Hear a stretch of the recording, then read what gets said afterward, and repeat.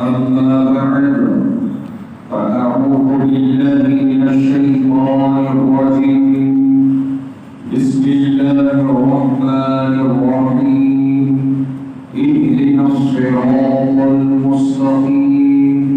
صراط الذين أنعمت عليهم صدق الله العظيم على حضرت امام اہل سنت مجدد دین و ملت محافظ دین و سنیت الشاہ امام احمد رضا خان فاضل علم و عرب ارشاد فرماتے ہیں تیرے غلاموں کا نقش قدم ہے راہ خدا، تیرے غلاموں کا نقش قدم ہے راہ خدا، وہ کیا کہہ سکے جو یہ سراغ لے گئے۔ اور موسم میلاد چل رہا ہے تو اس مناسبت سے میں اتنا ہی کہنا چاہوں گا، مثال دیدی چہل پہل پر ہزاروں عید ربیع الاول، مثال دیدی چہل پہل پر ہزاروں عید ربیع الاول، سوائے ابلیس کے جہاں میں سبھی کو خوشیاں منا رہے ہیں۔ الحمدللہ ثم الحمدللہ، آپ تمامی برادران ملت اسلامیہ، احباب اہل سنت، نوجوانان اہل سنت محترم گجرات کے درمیان تشریف لا کر بڑی مسرت حاصل ہو رہی ہے، اور یہ پتہ چلا کہ الحمدللہ یہ وہ علاقہ ہے جہاں سرکار مفتی اعظم ہند کا فیضان حضور ارشاد علی بابا رحمۃ اللہ علیہ کے ذریعے سے اللہ تعالیٰ ہمیشہ ہمیشہ فیضان مفتی اعظم سے مالا مال رکھے اور مسلک حق مسلک اعلیٰ حضرت پر استقامت فرمائے۔ بزرگوں دوستوں، خطبہ مسعود کے بعد میں نے جن مشہور آیتوں کو آپ کے سامنے تلاوت کرنے کا شرف حاصل کیا، اللہ رب العزت اپنے کلام پاک میں یہ ارشاد پاک فرماتا ہے اهدنا الصراط المستقیم صراط الذین انعمت علیہم، اے اللہ ہم کو سیدھا راستہ چلا، راستہ ان کا جن پر تیرا احسان ہوا، جن پر تیرا انعام ہوا۔ یہ ہے سورہ فاتحہ کی دعا، ہم کو سیدھا راستہ چلا۔ بہت سارے لوگوں نے اس آیت کے ترجمے میں یہ لکھا ہے ہم کو سیدھا راستہ دکھا، لیکن جب ہمارے امام سیدی اعلیٰ حضرت رحمۃ اللہ علیہ نے اس آیت کا ترجمہ لکھا تو دکھا نہیں کہا بلکہ کہا چلا۔ تو جنہوں نے پڑھا اور پڑھنے کے بعد سرکار اعلیٰ حضرت سے یہ پوچھا حضور سب نے تو دکھا لکھا ہے لیکن آپ نے دکھا لکھنے کے بجائے چلا لکھا ہے، اس کی وجہ کیا ہے؟ تو سرکار سیدی اعلیٰ حضرت نے اتنا پیارا جواب عطا فرمایا کہ آپ نے ارشاد فرمایا کہ میں نے چلا اس لیے لکھا ہے کہ سرکار نے ہمارے چل کے بتایا ہے، ابو بکر صدیق نے چل کے بتایا ہے، حضرت عمر نے چل کے بتایا ہے، حضرت عمر نے چل کے بتایا ہے، حضرت عثمان ذوالنورین نے چل کے بتایا ہے، حضرت علی شیر خدا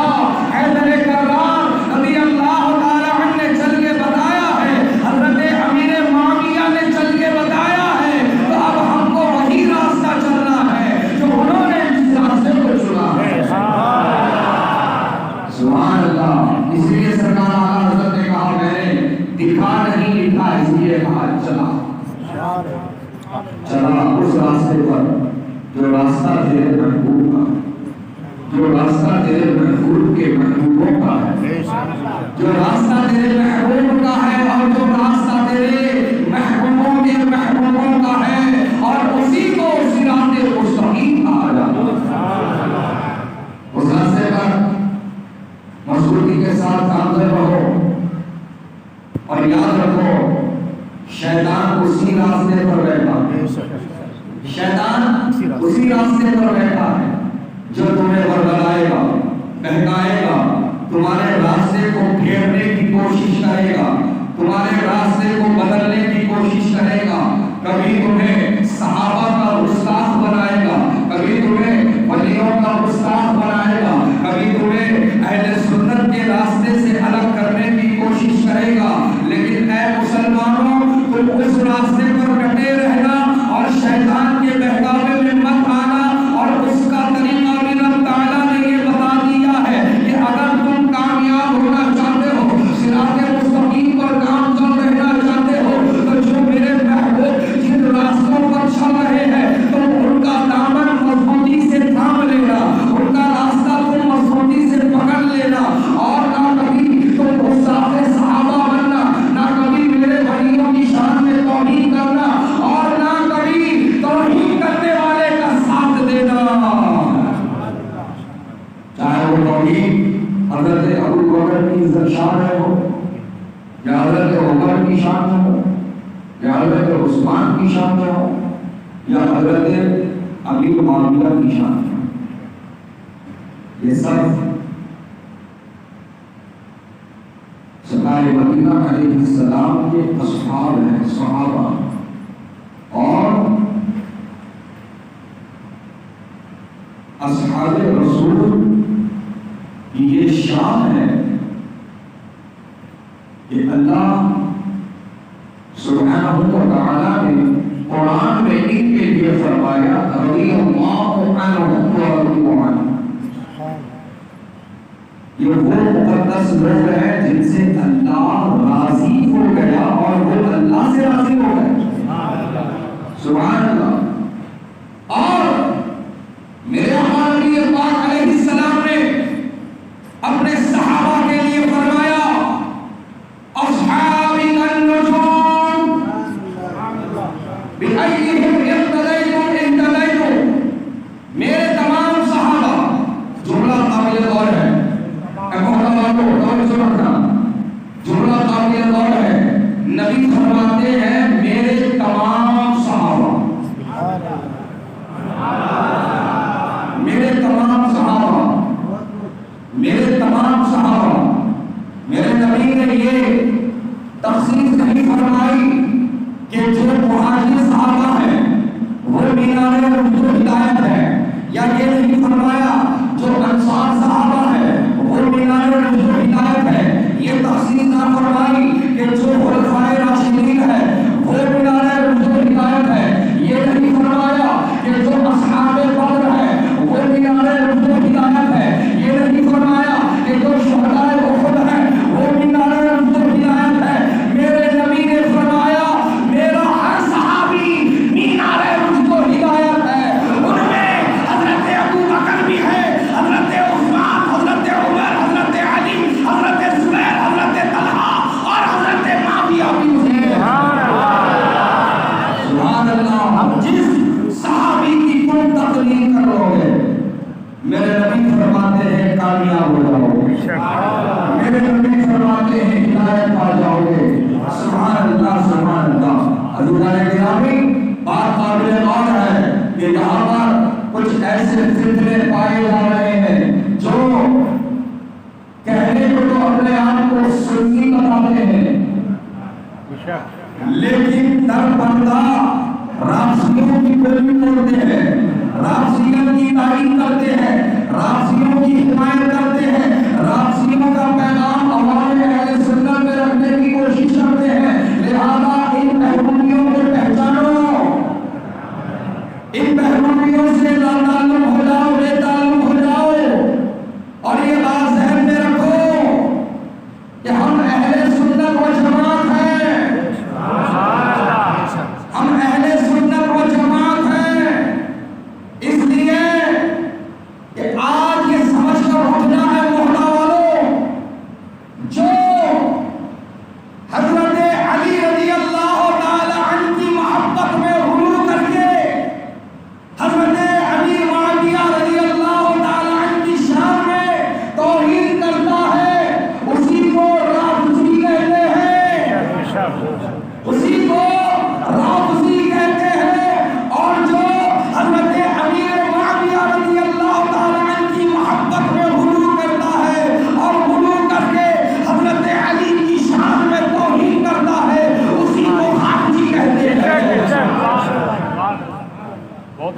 میں آ گئی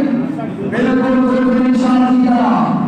حضرت امیر معاویہ کی تائید لیتے ہوئے جو گستاخی کرے حضرت علی کی وہ خارجی ہے اور حضرت علی کی محبت میں جو غلو کر کے حضرت امیر معاویہ کو گالیاں دے وہ رافضی ہے اور ہم نہ رافضی ہے نہ ہم خارجی ہیں نہ ہم رافضی ہے نہ ہم خارجی ہیں نہ ہمیں رافضیت کی طرف جانا ہے نہ ہمیں خارجیت کی طرف جانا ہے بلکہ ہمیں اہل سنت و جماعت کے راستے پر مضبوطی کے ساتھ قائم رہتے ہوئے اپنے امام کی زبان میں یہی اعلان کرنا ہے اہل سنت کا ہے میرا پار اصحاب حضور نجم ہے اور نام ہے رسول اللہ یا رسول اللہ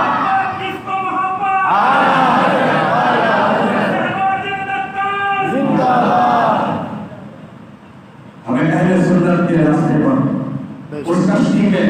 جو سفینہ اہل سنت جو بیڑ ہے اہل سنت ہے سبحان اللہ ذرا غور تو کرو میں خدا والو نہ صرف اعلیٰ حضرت نے دو آقا کی حدیثوں کو اس شعر میں جمع کر دیا ایک تو اصحابی کا جو یہ والی روایت ہے اور دوسری جو میرے آقا نے اپنے اہل بیت کی شان میں فرمایا کہ میرے اہل بیت سفینہ نوح کی طرح ہے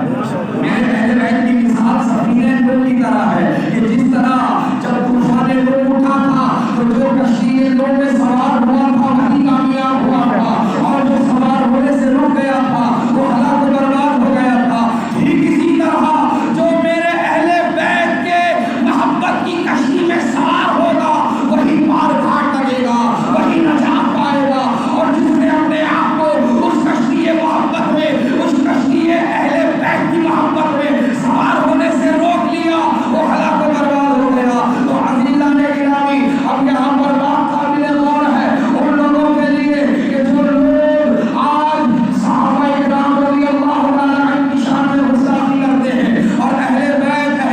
کہتے ہیں ضرور اہل بیت کہو ضرور اہل بیت کا نام لو ضرور اہل بیت سے محبت و عقیدت رکھو ضرور اہل بیت سے الفت و محبت رکھو لیکن میں اتنا ضرور کہنا چاہوں گا کہ سنو کان کھول کر کہ میرے نبی فرما رہے ہیں کہ میرے اہل بیت کی مثال سفینہ نوح کی طرح ہے اور حضرات گرامی جو آپ پہ تجربہ رکھتے ہیں وہ اچھی طرح سے جانتے ہوں گے کہ کشتی کا جو سفر طے کیا جاتا ہے وہ ستاروں کی مدد سے کیا جاتا ہے صرف کشتی میں سوار ہو جانا کافی نہیں ہے بلکہ اگر تمہیں صحیح دشا میں صحیح راستے پر چلنا ہے تو ستاروں کی مدد ضروری ہوتی ہے اور میرے آقا نے اپنے اہل بیت کے لیے کشتی کی مثال دی تو اپنے صحابہ کے لیے ستاروں کی مثال دی اور پھر مثالیں دے کر نبی نے فرما دیا کہ بابو کشتی کی ضروری ہے اور ستاروں کی مدد ضروری ہے ایک کو چھوڑے ایک کو پکڑو گے چارہ نہیں ہے کبھی کامیاب نہیں ہو سکتے اہل بیت سے بھی محبت ہونی چاہیے اور اصحاب رسول سے بھی محبت ہونی چاہیے اور یہ کلیئرلی ہمیں بتا دیا گیا سمجھا دیا گیا اب ہم اسی راستے پر ہیں اور ہمارے اعلیٰ حضرت نے نہ صرف اپنے ان اشعار میں دو حدیثوں کو جمع کر دیا دو حدیثوں کا مفہوم ڈال دیا بلکہ اعلیٰ حضرت نے کامیابی کا دعویٰ بھی کر دیا اہل سنت کا ہے بیڑا پار یہ دعویٰ اور یہ بھی بات قابل غور ہے مولا والوں کہ اعلیٰ حضرت کے علاوہ اور کسی جماعت اور فرقے والے نے یہ دعویٰ کبھی نہیں کیا ہے سبحان اللہ ذرا غور کرو مولا والوں کیا کبھی تم نے سنا ہے کہ کوئی چمولیہ یہ دعویٰ کر رہا ہو کہ چمولیوں کا ہے بیڑا پار کہیں تم نے پڑھا یا سنا ہے کہ کوئی رافضی دعویٰ کر رہا ہے کہ رافضیوں کا ہے بیڑا پار کہیں تم نے سنا ہے کہ کوئی خارجی دعویٰ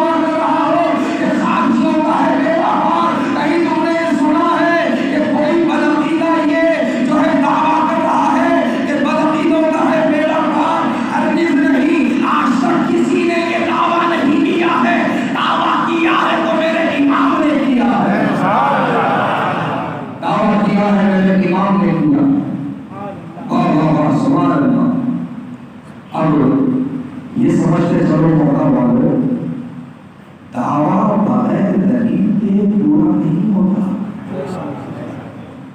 دعویٰ بغیر دلیل کے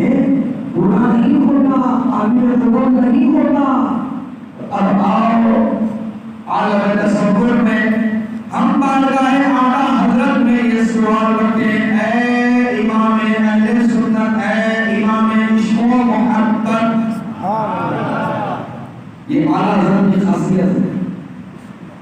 اعلیٰ حضرت علیہ رحمہ کے بارے میں ابھی تحقیق چل رہی ہے۔ جن لوگوں نے اعلیٰ حضرت کی زندگی پر اپنی پوری زندگی صرف اور خرچ کر دی تو وہ اب تک اس نتیجے پر پہنچے ہیں کہ اعلیٰ حضرت کے بارے میں پہلے یہ کہا جاتا تھا کہ اعلیٰ حضرت 55 علوم پر مہارت تامہ رکھتے ہیں، تو جدید تحقیق کرنے والوں نے تحقیق کر کے بتایا کہ نہیں صاحب وہ تو 55 علوم پہلے کے حساب میں ہے، لیکن جدید تحقیق یہ بتا رہی ہے کہ اعلیٰ حضرت کو 110 علوم پر مہارت تامہ رکھتے ہیں، اور اس کے آگے جو اور تحقیق میں اترے انہوں نے پھر یہ رپورٹ پیش کی ہے کہ نہیں 110 بھی نہیں بلکہ امام اہل سنت کو 220 علوم پر مہارت تامہ رکھتے ہیں۔ اور کوئی یہ نہ سمجھے کہ اب یہ 230 کہہ دیا تو 220 نہیں ہوگا، نہیں، یہ تو ان کی تحقیق ہے کہ وہاں تک پہنچی ہے، یہ ان کی تحقیق ہے کہ وہاں تک پہنچی ہے۔ سبحان اللہ، رب جانے اللہ نے اپنے اس بندے کو کیسے کیسے علوم عطا فرمایا ہے، رب جانے کہ اللہ نے اپنے محبوب کے عشق کے صدقے میں اپنے اس بندے کو کتنی مہارتیں عطا فرمائی ہے۔ بہرحال بس اتنا ضرور کہوں گا، عادی رضا کی وہ ہمالا رضا کا ہے، جس سمت دیکھیے وہ الہا رضا کا ہے۔ دوستو میں یہ بتانا چاہتا تھا کہ وہ امام عشق و محبت، وہ کیا ہے؟ امام عشق و محبت۔ آپ دیکھیے جب آپ اعلیٰ حضرت کے بارے میں پڑھیں گے نا تو آپ کو پتہ چلے گا کہ اعلیٰ حضرت کو امام التفسیر بھی، امام الفقہ بھی، امام المنطق بھی ہے، امام الفلسفہ بھی ہے، لیکن جب بھی دنیا ان کو یاد کرتی ہے تو یہ نہیں کہتی وہ امام التفسیر ہے، وہ امام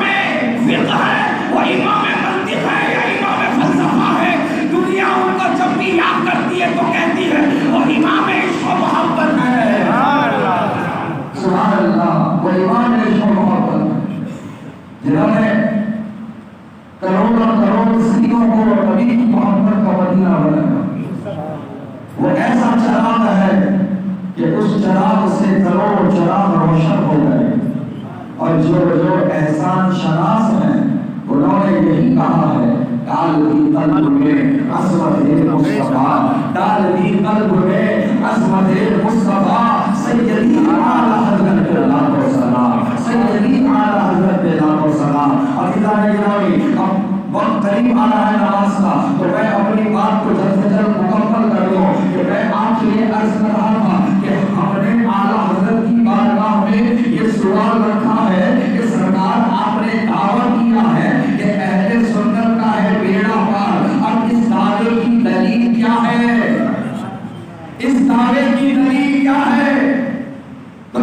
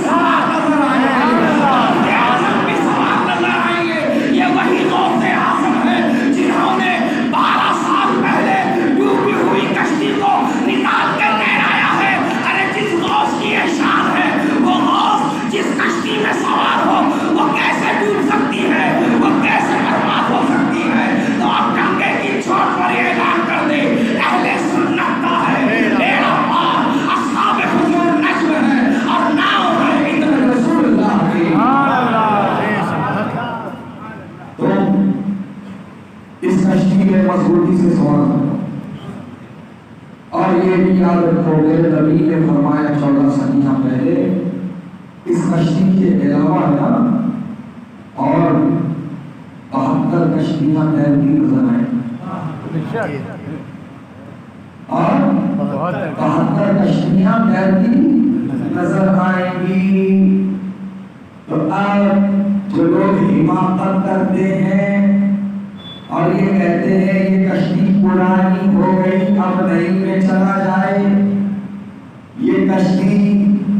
پرانی ہے اب نئی میں سوار ہو جائیں، دیکھو اس کشتی کو کیا روشنی ہے، کیا رنگ و روغن ہے، کیا اورس چورس ہے، کیا بڑی والی ہے، لہذا شفٹ کر لو، لہذا اب کشتی بدل لو، ہرگز نہیں۔ یہ یاد رکھو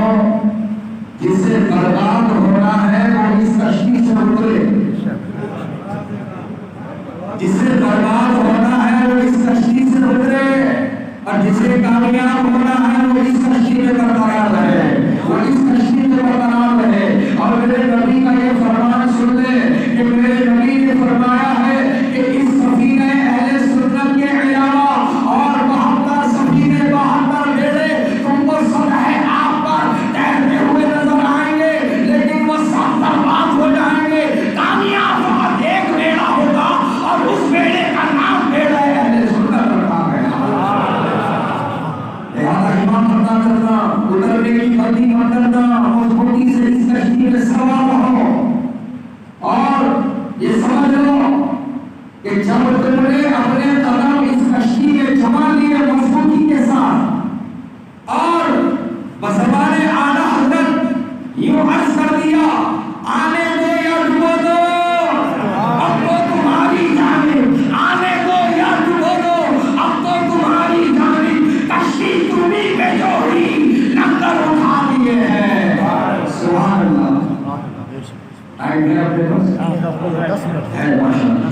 تو ایک بات ذہن میں ٹکرا گئی،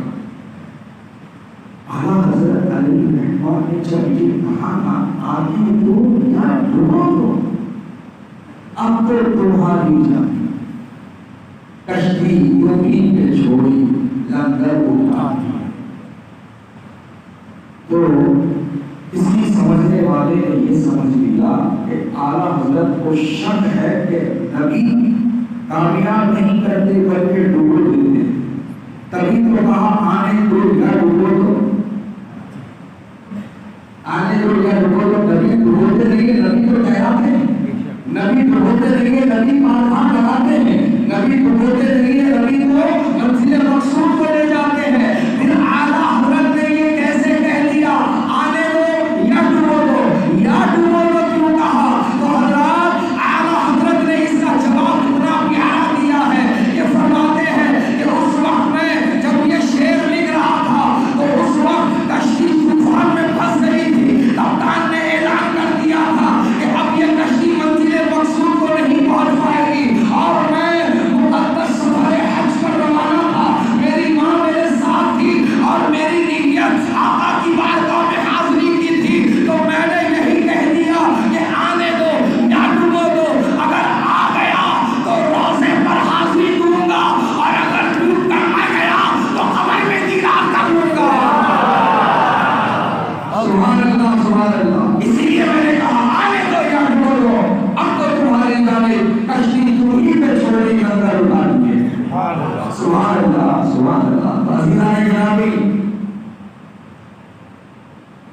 سیدی اعلیٰ حضرت الشاہ امام احمد رضا خان فاضل اجمعر نے جو ہمیں تعلیمات عطا کی ہیں وہ حق ہے، بالکل حق، جو آپ نے فرمایا ہے وہ حق ہے، اور یہ اچھی طرح سے ذہن میں رکھنا کہ آج کے زمانے میں اگر کوئی یہ کہے کہ میں اعلیٰ حضرت کو نہیں مانتا، اعلیٰ حضرت کے مسلک کو میں نہیں تسلیم کرتا، تو عزیزان گرامی یہ نتیجہ نکل چکا ہے کہ جو بدراہ روی کا یعنی غلط راستے کا جو شکار ہو گیا ہے آج کے زمانے میں وہی ایسی بولی بولتا ہے۔ یہ سمجھ لو آسان انداز میں موقع والو، جس کو نبی سے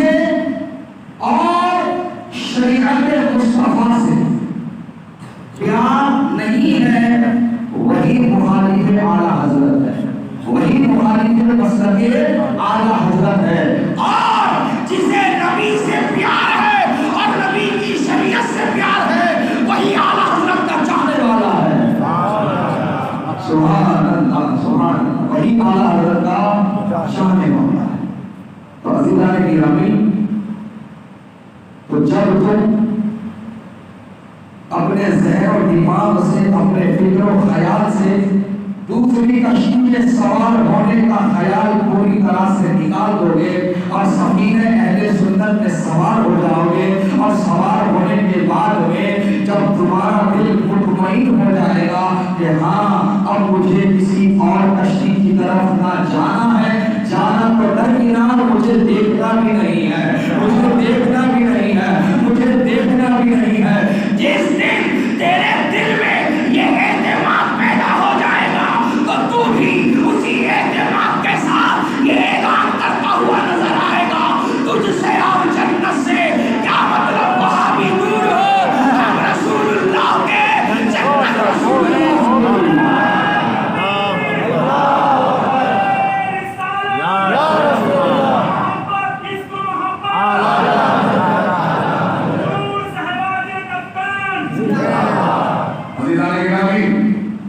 सरकार मुफ्ती आज़म है, सरकार मुफ्ती आज़म है। देखो अहले सुन्नत की खासियत देखो, अहले सुन्नत की खासियत देखो, खुसूसियत देखो, खुसूसियात देखो। और क्या है जी? तो ये है कि अल्लाह ने हमें जिस नबी और रसूल का उम्मती बनाया है, वो सिर्फ नबी नहीं है, वो सिर्फ रसूल नहीं है, वो तो रसूल आज़म है। कौन है? रसूल आज़म है, रसूल आज़म है। सुभान अल्लाह। रसूल होना ही बड़े शर्फ और कमाल की बात है, रसूल होना ही बड़े शर्फ और कमाल की बात है। लेकिन हमारे नबी को अल्लाह ने सिर्फ रिसालत नहीं अता किया है, बल्कि उसकी शहंशाहत अता कर दिया है। अल्लाह ने अपने महबूब को रसूल आज़म बना दिया है। बहरहाल वक्त की किल्लत को मद्देनजर रखते हुए नतीजा देना चाहता हूँ कि अल्लाह ने हमें रसूल आज़म का उम्मती बनाया, और रसूल आज़म के सदक़े में अल्लाह पाक ने जितने आज़म बनाए, सारे आज़म अल्लाह ने हम सुन्नियों को अता फरमाए,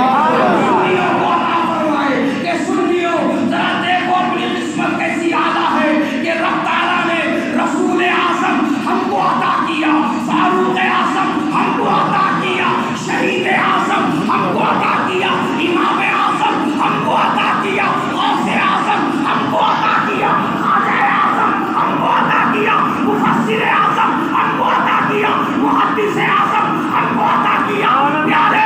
मुफ्ती आज़म भी हमको अता किया। सुभान अल्लाह, सुभान अल्लाह। रसूल आज़म से लेकर मुफ्ती आज़म, सारे आज़म हमारे पास। तो जिस जमात में इतने आज़म हैं, उस जमात की अज़मत का अंदाजा कौन लगा सकता है?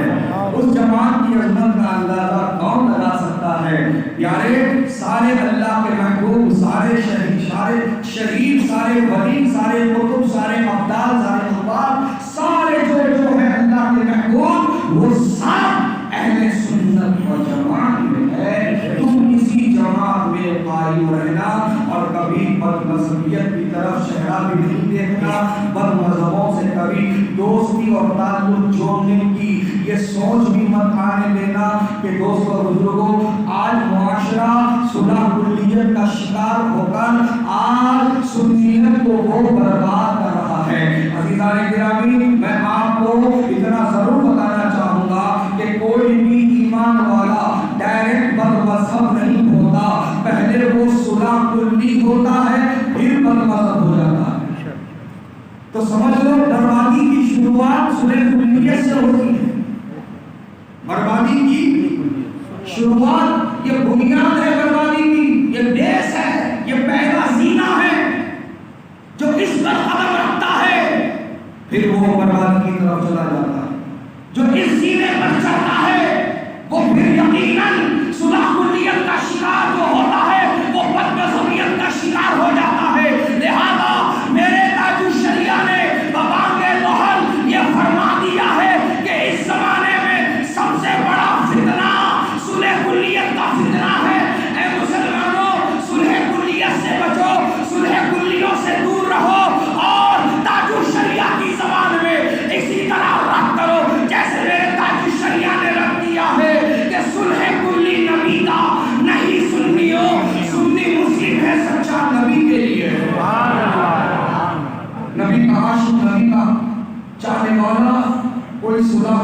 اور کوئی بدمذہب ہو ہی نہیں سکتا۔ جو اہل حق ہیں، جو اہل سنت ہیں، جو اہل جنت ہیں، جو اہل حق ہیں وہ اہل سنت ہے اور وہی اہل جنت۔ تو اس جماعت میں مضبوطی سے قائم رہنا، اور ایک تمہاری مضبوطی کے لیے میں یہ بتانا چاہتا ہوں کہ جتنی جماعتیں وجود میں آئی ہیں نا، چاہے وہ جمہوریہ جماعت ہو یا وہ ایک مودودی جماعت ہو یا پھر وہ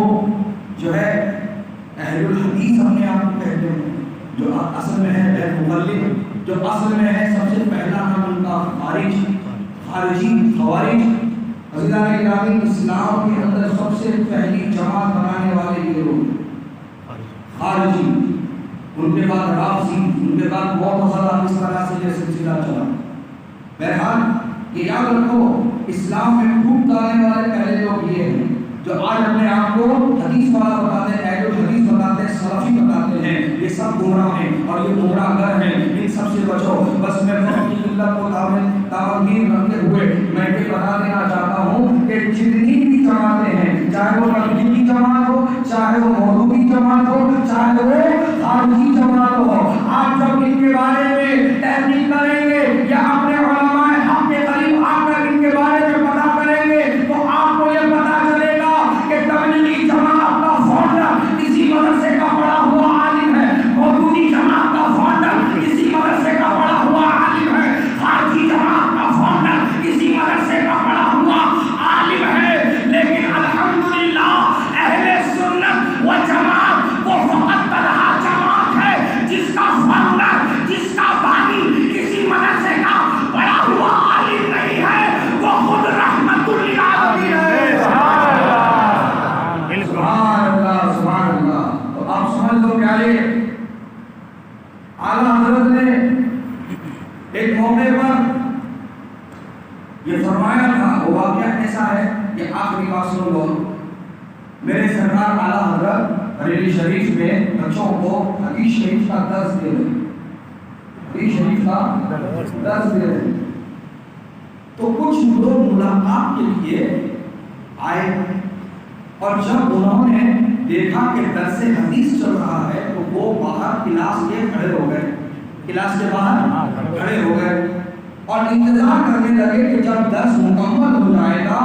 تو ہم پھر اندر چلیں گے ملاقات کرنے کے لیے۔ تو وہ کھڑے ہو گئے، اور جب وہ کھڑے ہو گئے اعلیٰ حضرت ان آنے والوں کی طرف ایک بار بھی نظر اٹھا کے نہیں دیکھے، ان کی نظر کتاب کے اندر ہے، ان کی نظر حدیث کی کتاب میں ہے، اور آپ کے شاگرد سامنے بیٹھے ہیں، پورے انتظام کے ساتھ سرکار اعلیٰ حضرت کی باتوں کو سن رہے ہیں۔ جب درس حدیث مکمل ہونے لگا نا تو اعلیٰ حضرت کی آنکھیں بھی اشکبار تھیں اور پڑھنے والے طلباء کی بھی آنکھیں اشکبار تھیں۔ جب آپ نے درس مکمل کر لیا، آنے والے مہمان اندر آئے، اعلیٰ حضرت نے ان کا استقبال کیا اور اپنی ترتیب پر ان کو بٹھا لیا اور ان سے آنے کا مقصد پوچھا۔ تو الیک سلیک کے بعد میں آنے والوں نے بتایا کہ حضور ہم کس مقصد سے آئے ہیں یہ تو ہم بتائیں گے، لیکن پہلے آپ یہ بتائیں کہ ہم نے دیکھا کہ آپ درس حدیث دے رہے تھے، تو درس حدیث میں یہ رونے کی وجہ کیا ہے؟ سرکار آپ کی آنکھوں میں آنسو صرف نہیں ہے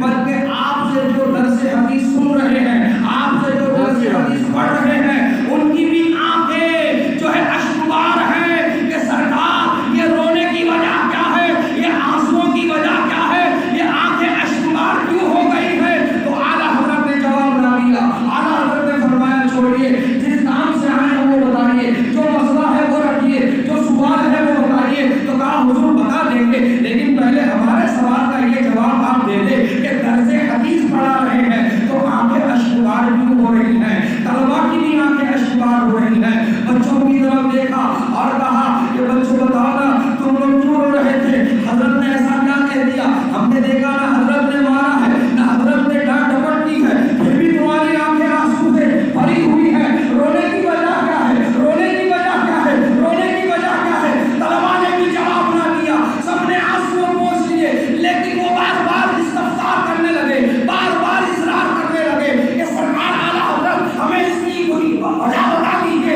اس کی